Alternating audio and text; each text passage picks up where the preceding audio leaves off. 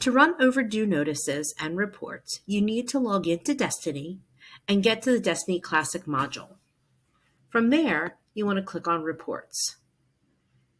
You need patron reports for overdue notices, and then click on Current Checkouts and Fines.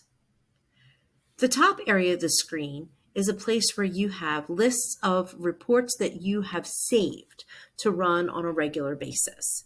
So I have overdue reports that are run every Monday, and it's scheduled to run every Monday. And then I have certain homerooms where the teachers have the same last names, and so I have it differentiated. And then there's the device circulation for tech liaisons. But if you want to run your own report, you need to scroll to the bottom half of the screen. You can check off or use the radio buttons to limit the fields for what you're looking for. I want to limit only to library books right now. So checked out materials that are currently overdue. Sometimes in the middle of the year when I'm looking for stuff that's way overdue, I can change it to something that's due more than 30 days ago. And then that way I know which students I need to call down and have a conversation with.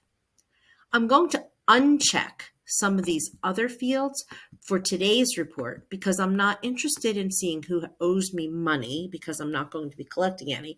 And the resources are more related to computers. And then you can choose whether you want your report in a PDF or an Excel file. I usually use a PDF. And then I click Continue. On the next page, we're going to look at some limiters. I could look at students that no longer go to my school that would have materials if I felt like I needed to reach out, but I usually don't check that off. And then I can also uncheck this box. For instance, I might have a sixth grader who has come up from the elementary school and I want to see what materials they owe their elementary school.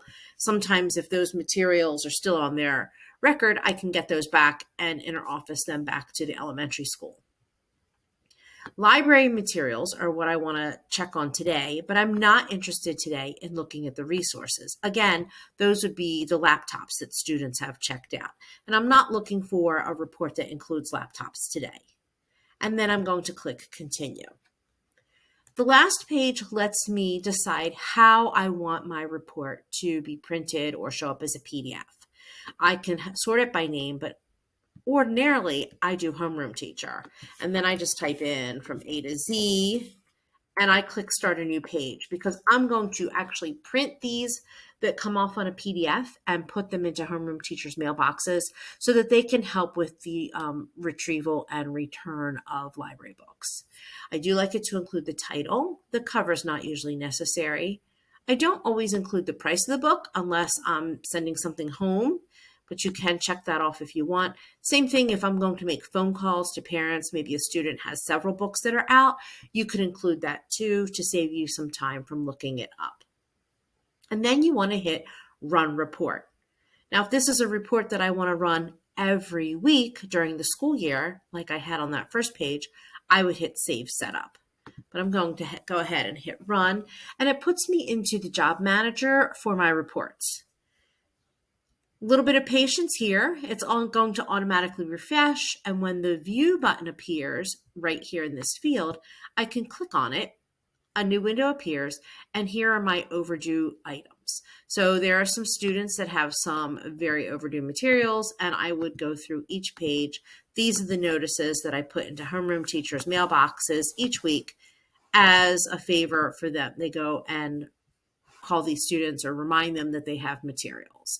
And as you can see, the price is included because I checked that off, but no phone number right now because I'm not including that information. And that's how you run an overdue report by homeroom.